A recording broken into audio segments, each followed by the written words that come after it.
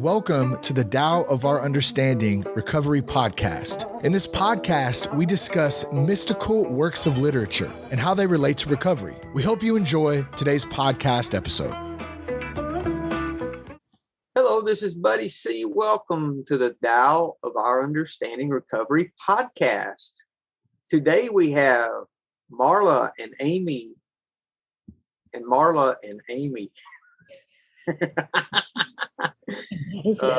Us three are going to have a great meeting today. We have some fantastic text to go over.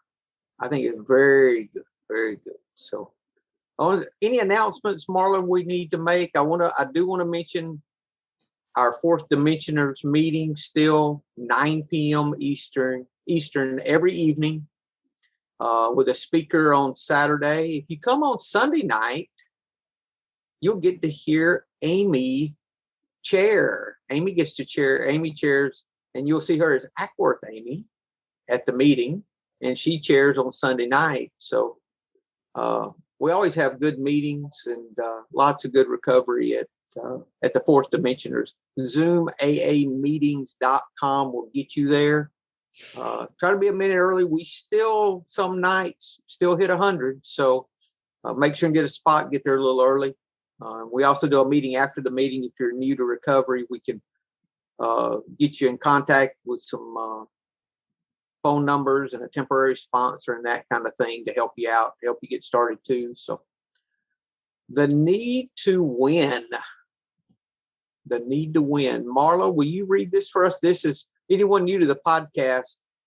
This is a reading from page 107 in Thomas Merton's interpretation of a book by Chuang, who was a student of Lao Tzu, who is attributed with writing the Tao Te Ching. So this is all Taoist philosophical text. So very good stuff. So if you would, Marla. Sure. The need to win. When an archer is shooting for nothing, he has all his skill. If he shoots for a brass buckle, he is already nervous. If he shoots for a prize of gold, he goes blind, or sees two targets, he is out of his mind. His skill has not changed, but the prize divides him. He cares. He thinks more of winning than of shooting, and the need to win drains him of power. It's not winning that drains him of power. It's the need to win. Let's start with that first couple of lines.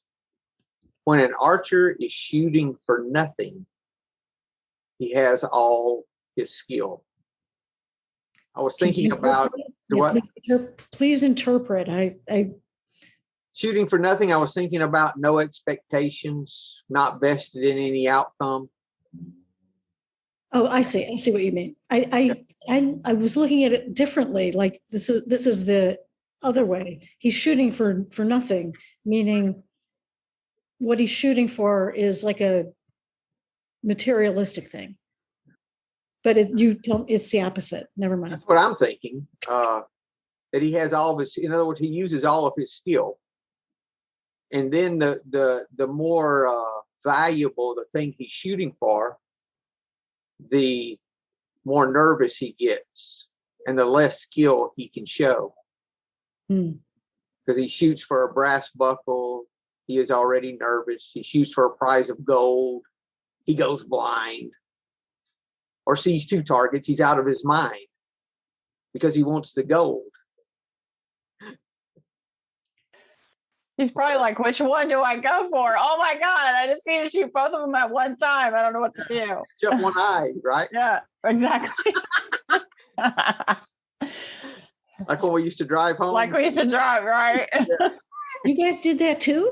Yeah, absolutely. Yeah, you shoot two lines, you just go for one of them and close. Yeah. Oh, it's so not funny. We're so But lucky. it is funny because we're on this side of it. We don't ever have to do it again, Marla. That's why it's funny. Like what was it? The Doc Holliday and Tombstone. and he was drunk, and he had both guns. They said, the guy said, "You're so drunk, you're seeing double." He says, "I got a gun for both of you." Right. Yeah.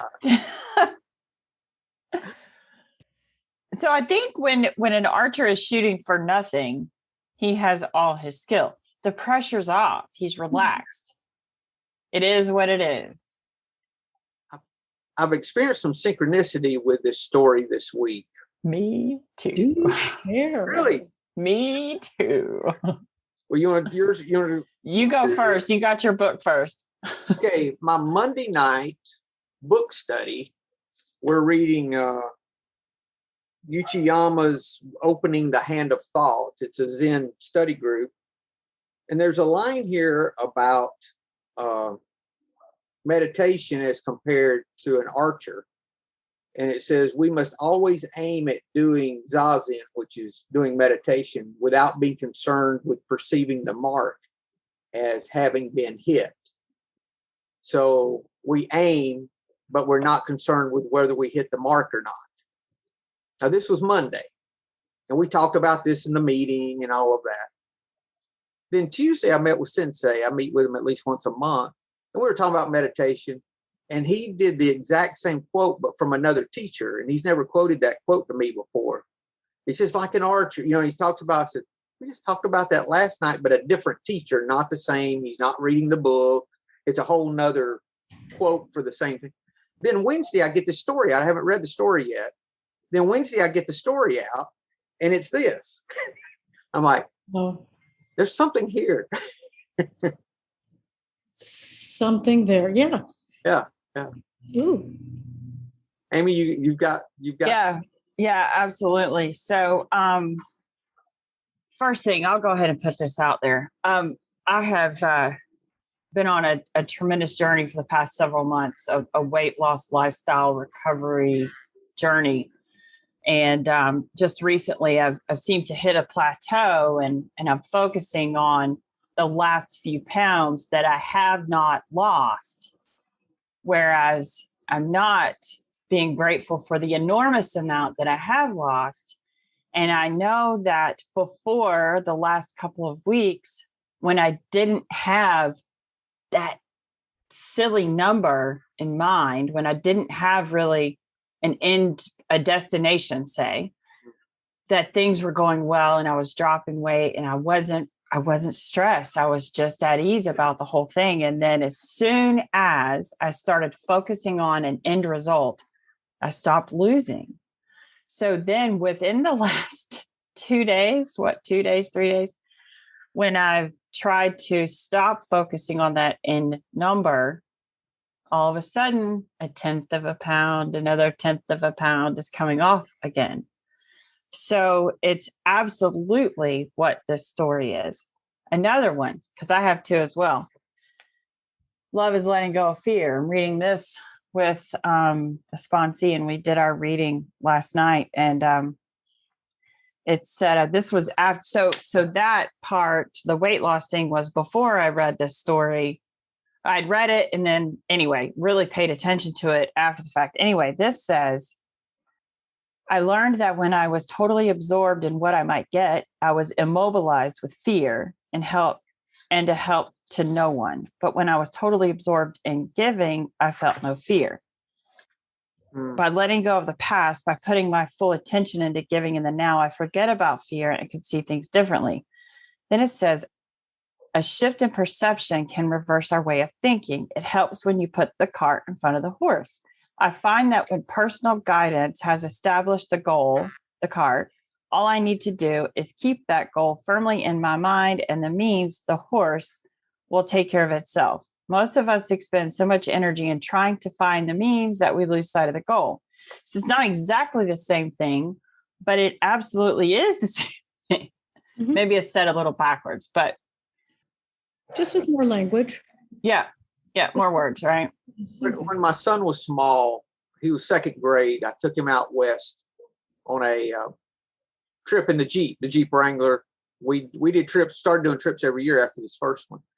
And I gave him a camera. I had an old Mavica digital camera, one of those big ones. And I said, okay, take all the pictures you want, we're just going out and riding in the desert and enjoying and seeing things.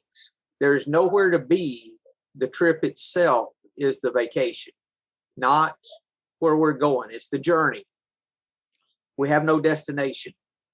We're just going these places we'll end up, but that's not the vacation. The vacation is what we're doing while we're getting there. And it was fantastic. It was so fantastic. We started doing one every year until his schoolwork was so important that he wouldn't skip a week to go. And it's the same thing, really, is that we didn't focus on an end result to see the Grand Canyon or see this or see that.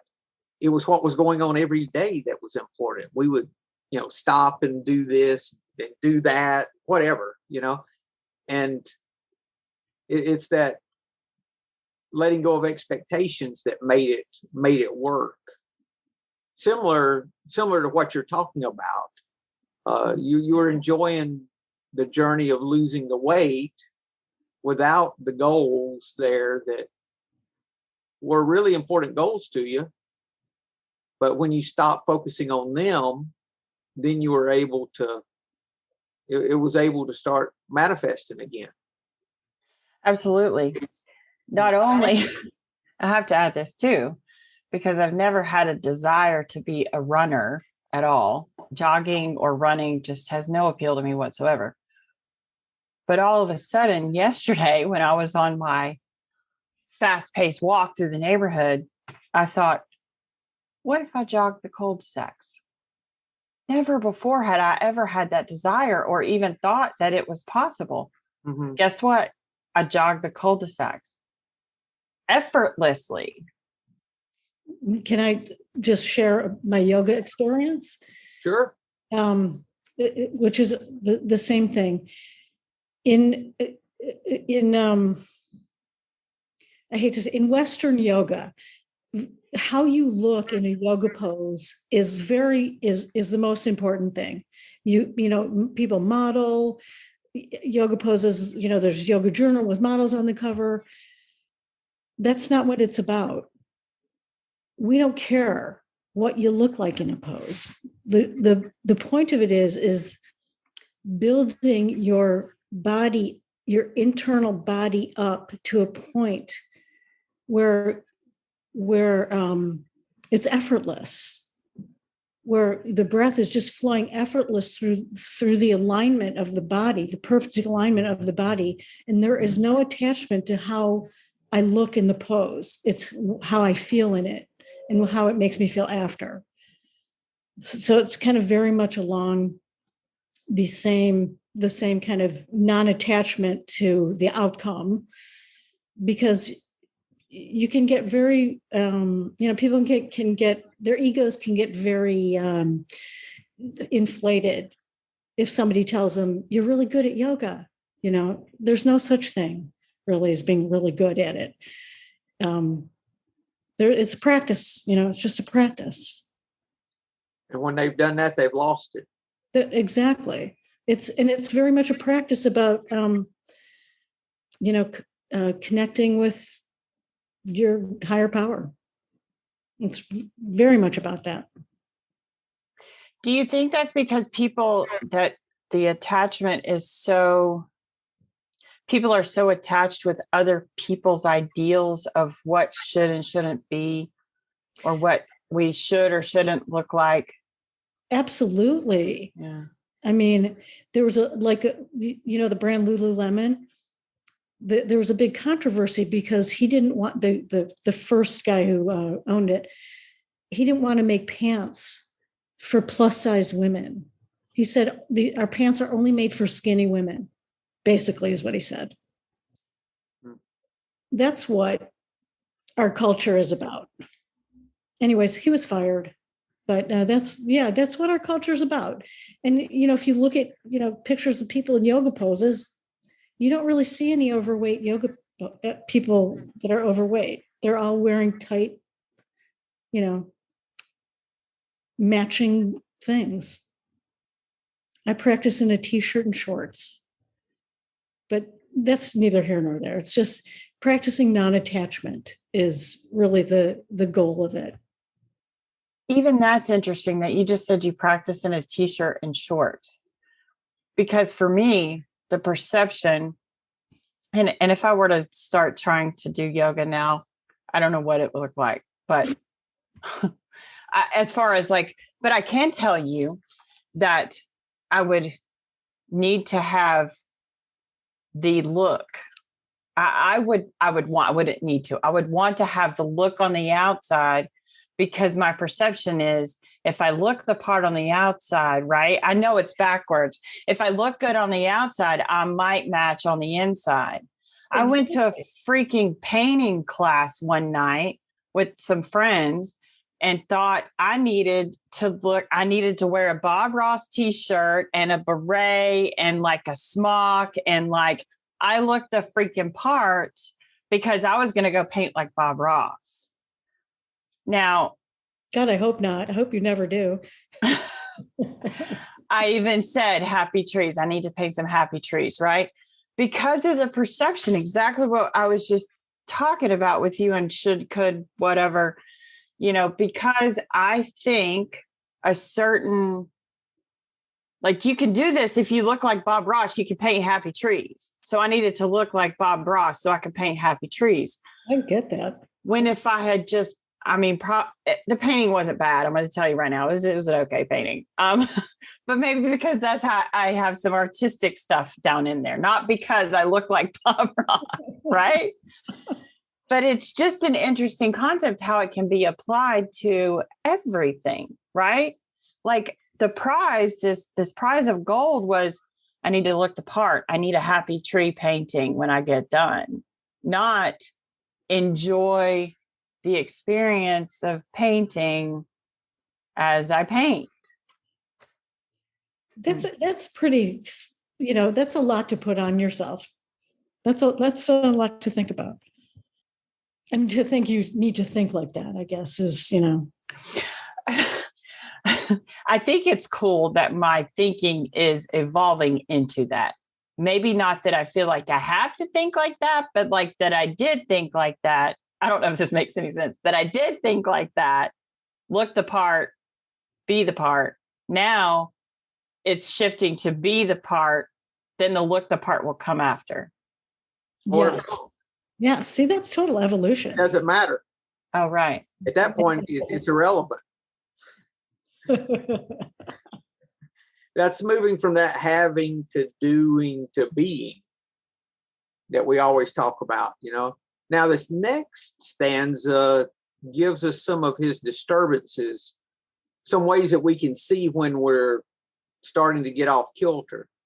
It says his skill has not changed. He's still just as skillful an archer as he ever was. But the prize divides him. He cares. He's got concern. He's vested in an outcome.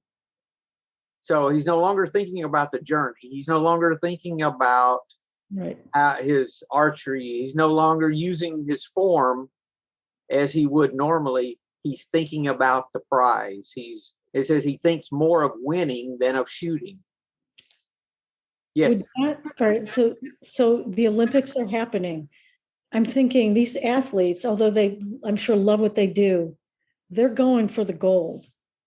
They have their eye on that prize. Is this any different? Is it any different? I'm not an athlete, but I would say they would need to consider their whatever their motivations. If they're a runner, they need to focus on their running, and do the best job running that they can, and maybe they would win. Not just I've got to win this prize, And that's how they do it. That's how a true athlete thinks is forget the prize. I got to be the best at what I do. Yeah. Yeah, that's cool. It's interesting there. He says the need to win drains him of his power. The need to win. I can only think of one person who feels that way. Only one? Just one public person. Quit beating him up, Marley. You can't come up with somebody else here. Horrible need to win. He's a sore loser. Can't lose well. Doesn't lose well. Yeah, he does not lose well. Can you win without needing to win? See, it's not about winning. It's about the need to win. Mm-hmm. It's not that winning drains him of his power. It's the need that's behind it that drains him. I was thinking about the love of money. You know, I hear people misquote this Bible reference all the time. They say money's the root of all. Well, money's not the root of all evil. It's the love of money that's the root of all evil. Oh, you mean they forget that front part? Yes. Oh, Well, people don't understand they just quote. well, that changes the whole meaning of it. Yeah. Yeah. It's the same as the need to win. It's not money that's evil. It's the love of money. A lot of people who are very poor love money. Doesn't mean you have money because you love it. There's a lot of people that don't have it that love it just as much. And they do evil things to try to get it. So it's not the money itself that's evil. It's the love of the money. It's not winning that's the problem. It's the need to win that's the problem. I was thinking about what would be behind that need to win. Well, I would ask, so as a guy, which I think you are, Yes. are you born with a competitive streak? I was not, but like my husband and I, we would, I think, during the first few years of knowing each other, would try to outdrink each other. He was really competitive with me about it. Well, I think competitiveness sometimes transcends gender as well. I know. I'm just kidding. Absolutely. I was born with that phrase, literally on that same walk yesterday, my husband was with me and I was talking about going to Florida with my older sister and how she said we could do we could go walk so I could keep up with my regimen. And I literally said to my husband yesterday and on the walk, I said, I don't think she's going to be able to keep up. And he said, it's not about that. I said, but you don't understand it. Absolutely. Everything is a competition with my sisters and I. Absolutely. My twin sister, after she graduated with her most recent degree, she said, we're grown ass women. She looked at me and she said, finally, I have more and I've done more than you. And then she wasn't malicious at all because we get along. She's my person. But literally, it has been that way since the beginning of our lives. I got to win. So when the need to win, I get it. I get it. So Buddy was right. It absolutely, I don't think it matters, men, women. I think it's just something No, it doesn't. My father doesn't even know what sports are. So he's the least confrontational person in the world. I knew nothing of it, but I was not born with a competitive streak in any way, shape, or form. We weren't, I wasn't exposed. My dad's I've always been competitive. I've gotten rid of a lot of that in the last few years, but it can show itself if I'm not careful. But I can imagine. Now, I'm sorry.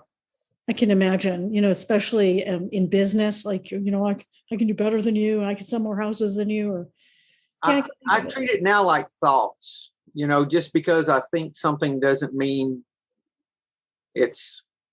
I've done something wrong or something to correct. Same with that. I just said, just dismiss it when it comes up if I can. Now, when I do these competitive motorcycle things, that is total competition. So I just started competing against myself instead of other people. So I just started competing against me. Mm-hmm. And that worked pretty good. And I enjoy it too. So do the best I can do. And everywhere everyone else comes in is on them, and then and I have to be considerate and I have to be helpful. And if something's going to take time that I can help someone, I will try to stop and do it. Not always, but I try. Then I see when I've messed. I mean, it's a struggle. It's a struggle, but Yeah, I was looking at this need to win. I think it's, of course, it's an ego-based, it's a fear-based thing that we think that if we win, it will make our life different. Like this archer thought, I'm sure he was thinking, if I win this gold, what all I can do with the gold. And he's thinking all of this while he's trying to shoot. So I think it's the same thing. We think these things will change our life. Mm-hmm. So that's Never part of the works. problem, because if they didn't care to us, if we weren't concerned about them, then it would not affect us. And if we won or not, it'd be okay if we did, it'd be okay if we did. That back to that acceptance business. Yeah. Oh, that acceptance business. I know. This is the 79th verse from Wayne Dyer, the last stanza. It says, one with true virtue always seeks a way to give. One who lacks true virtue always seeks a way to get. To the giver comes the fullness of life. To the taker, just an empty hand. I see the taker as the one that needs, the one that's after the win, not, man, I'm sure if you're an archer, you would enjoy shooting. You would enjoy it. So at that moment, he was not enjoying his skill. He was not showing any appreciation. He was just out for the win. And that need to win drained him of his ability to win. So many ways we can apply that. Yeah. I'd be curious to see what, if any, correlation there is between those athletes. And I don't know that there's any way to quantify this.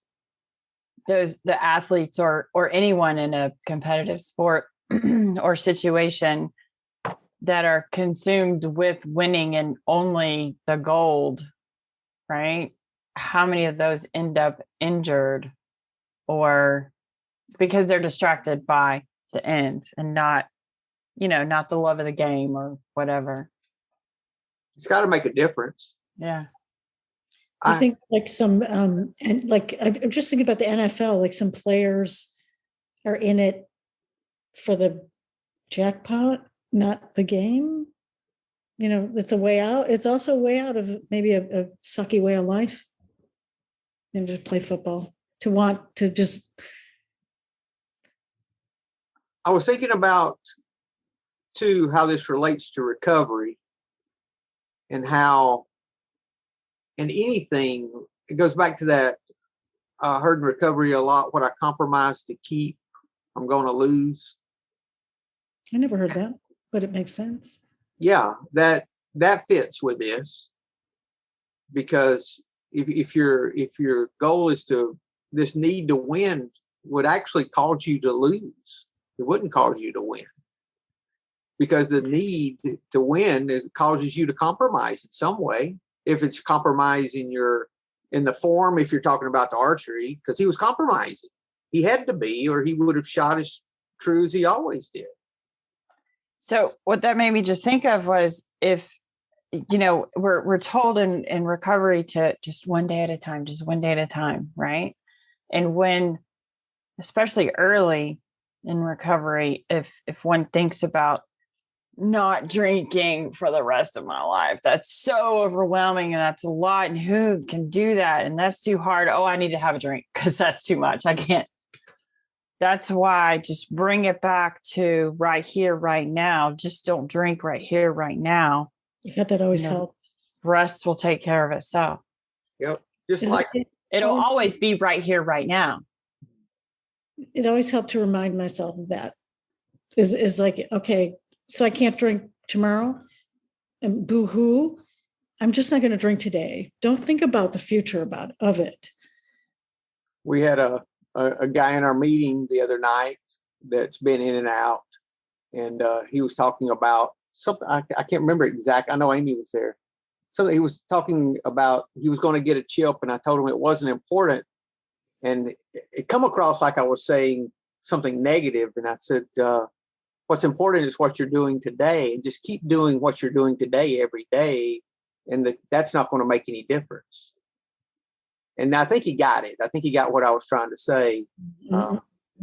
But that's the whole point of this, is that we stay in the moment. We keep doing what's in front of us to do, like we're always told. We let go of those expectations. We let things work out like they work out. I've got two, and we've been coming back to this quote over and over. This one first, then the one we come back to constantly. If I focus on the problem increases. If I focus on the answer increases. That's the inverse of the winning. If I'm focusing on what's wrong, that's going to continue to increase. I need to change what I'm focusing on. It's so true. And it's just flipping the perspective or changing the perspective, flipping it around. If I get in a situation like this archer and I'm starting to get bent out of shape, I do a couple of things. One, I say, what's the worst thing that could happen? And am I okay with that? And it takes the pressure off. It helps me to come back to the moment and get out of that, out of those expectations and out of the future. Or if I could have someone that's not behaving the way I want them to, and I want them to change, I would not change them even if I could. Even though I don't believe it in that moment, and I would change them in that moment if I really could. I start with that though, and my actions change my thinking, And I say, no, I would not change them even if I could. And every time I say it, it's a little lighter, and all of a sudden my expectations of them diminish. Amazing. Just like that. Just like that. Similarly to, we will not regret the past or wish to shut the door on it. Yeah. Because I realized today that I am a product of everything that I've ever done. And I am here, right now, today, because of all of those things. Mm-hmm. And if any of them had been different, I certainly would be at a different right here, right now. Mm-hmm. And I'm really okay with right here, right now. Excellent.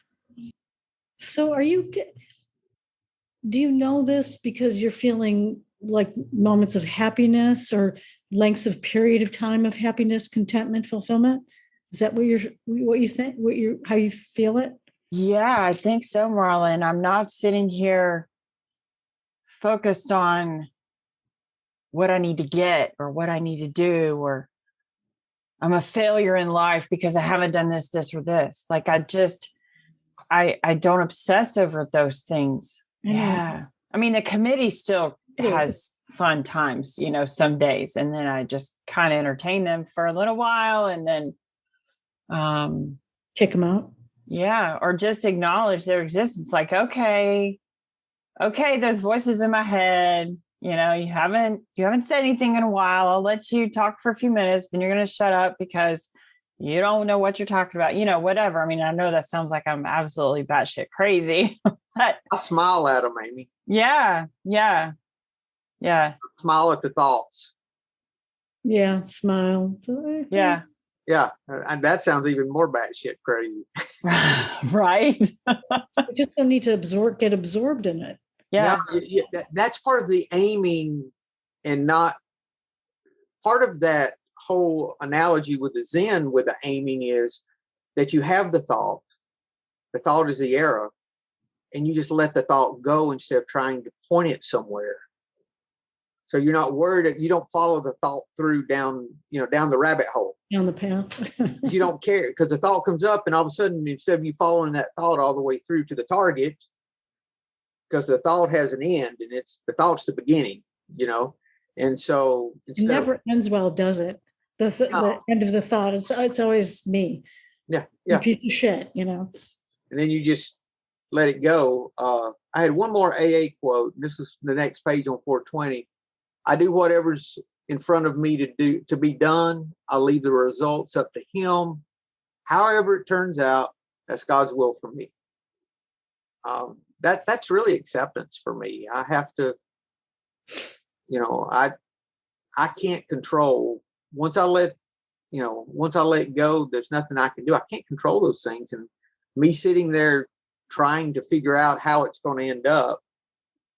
We have no control Never over how productive. it's going to end up. Never productive. That's why we just focus on the moment, the next right thing, stay there all the time, keep pedaling, you know, and we're going to end up wherever we're going. I think that for me, that's a lesson learned from the quarantine and pandemic is I have no control, but I do, there's things that I do have control over that I take control of, but life, no. Things that happen in the environment, I have no control. And yeah, just. And Marla, what I realized was all those things I tried to control, I was controlling them because I was thinking that they were going to make me happy. Sure. So now that I've learned that my happiness comes from within, so I can be content in some situations that the situation itself would not bring contentment because the situation is not what's making me content. That's coming from within. So I can be okay in situations that are not okay. Handle situations that used to baffle us. Yep. And I hate quoting AA. Marla quoting AA. Oh my God. What's this world coming to? You know, when you read it a million times, it gets. It's okay, Marla. It's okay for you to quote AA. It's okay. I know. I'm not anti-AA. I'm just. I'm just having fun with you. I know. It's just not part of my recovery right now. This is a good story, guys. What else do we have? Any other?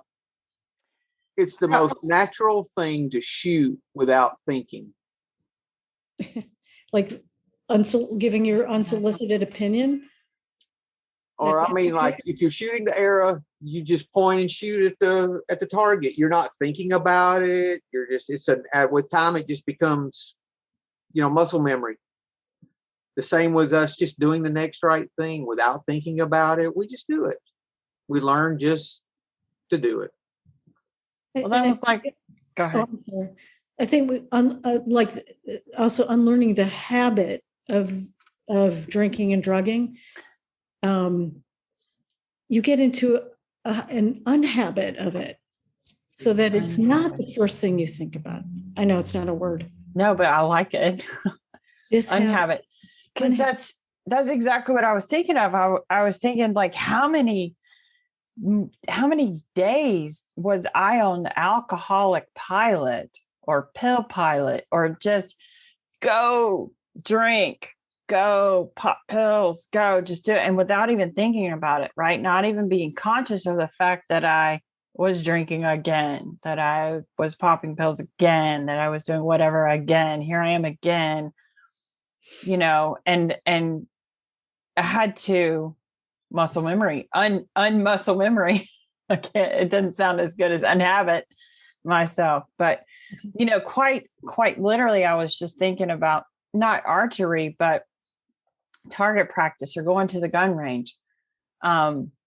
Anytime I'll just, I want to hit that little bullseye right there. I just want to hit and I'm focusing on that one little spot. Yes. I mean, I need to aim in the general direction, but the more super focused I get on that one little spot of that one target, the more off the mark I am.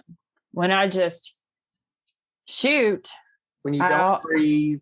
Yeah. Don't use form, and you're tense and you're all, yes. Yeah. I always do a better job. Yeah. If you can relax and shoot a gun. I mean, if that makes any sense, but yeah. Wow. A lot in these two little paragraphs. Yeah. I do. This doesn't have any, well, I mean, it might be related, and Buddy, I'm sure if anybody can find a correlation here, it's you. But something I've done over the last year plus has been really to enlarge my spiritual life, I guess, for lack of better words. And the fourth dimensioners led me to the Dow, the podcast, and just exploring all kinds of avenues. And my sponsor recognized that, and she turned me on to a book called Whisper. Well, I've never heard of it. It's a Jesus Bible book. I'm telling you, it's written by a pastor and it's got scripture. And so I know that a couple of years ago, there's no way I would have been like, you want me to read what with you about what? But we read this part yesterday and I just needed to share. I knew I needed to share it with y'all today. I can handle any question you ask me. This is God speaking. I can handle any question you ask me. You just don't have a large enough frame of reference to handle the answer. Our questions are often the wrong questions because they are based on such a small frame of reference. Yeah. You and I aren't smart enough to ask the right questions because we think in finite categories. Maybe it is related because my finite category is what's the end result? What's the goal? What's the prize? So I'm grateful that my frame of reference is getting bigger today. Awesome. And it just continues to expand, Amy. Yeah. And then I tell you, the biggest gift for me is this idea that I don't have to figure things out. Because I always had a solution for everything. I always figured everything out. I always knew, I wanted to know where things were going. Nothing was left to chance. And now I'm actually doing the opposite. Almost everything is left to chance. Wow. Which is it's a whole nother way of thinking for me. It's total opposite. Yeah, because from what I understand of your history, you were always like inventing work. You created work for yourself. And I worked all the time. I worked through on Tuesday nights, normally, Marla, all night to catch up, and then just stayed at the office all day again Wednesday. I did that almost every Tuesday night. That was my night to stay at the office. Kids would come to town, we'd go eat, and then I would just go back to the office and work all night. That's a lot. Yeah, I did that. I worked every day. I got over 100 phone calls a day most days. And yeah, I was just all the time because it was up to me to make it happen. Right. Uh-huh. But that was the time in your life too. You were young and bringing up a family. You had to. Yeah, but that was way too much. Way too much. No question. And it was because of my control. Now it's the opposite. Like someone asked me, "Sir, are you going to live at the lake forever?" I said, "I don't know. I don't know what I'm going to do." Why not? I can't see me living here forever, but I don't know. So we'll see what happens. Well, what's your 1 year, 5 year, 10-year plan? I said, I don't know. I said, I do want to do this and then this, but after that, we'll just see what happens. That is so intuitive. Because now I'm thinking about the fact that before I would try to fit all these things into one day and I never got any of them done. And I was always behind and I always did that. I could never catch up. I felt like I could never catch up. Now, if I were to write out, I don't have a desire to do this, but if I were to write out like a schedule of what I do every day, there aren't enough hours in the day to fit all of that stuff in. But all of a sudden, I've managed to get an hour a day of exercise in addition to all this other stuff. How is that scientifically possible? Right? You're not wasting so much energy now. Focused on the end, focused on the prize, focused on, I gotta do this, I gotta do that. There's no rigidity there. You're enjoying the journey. Yeah. Wow. I had to let go of the should haves. I should have done more work. I should have done more school. I should have this, that, and not, that's regretting the past. Was that another? That was a quote. That was another quote there. That was an AA slogan, I think, wasn't It it? was. Part of one. You've been going to AA meetings behind our back, Marla. What have you been doing? She changes her screen name. She comes to the Four Dimensioners every night and she hears us. That's what it is, isn't it? I mean, you know what? I did 5 years with AA because it was the only thing offered. So, at times I did it daily, but at least 3 times a week. So it gets ingrained. Yeah, So, but you don't quote. Yeah, I never hear you quote AA though. It's kind of funny. well, you guys you know what I'm talking about. We're also. drawing it out of you. I know. Yeah. There's a couple people that have not experienced AA that, in our recovery groups. So, those kind of words don't matter to them. Although, you know what? They should matter.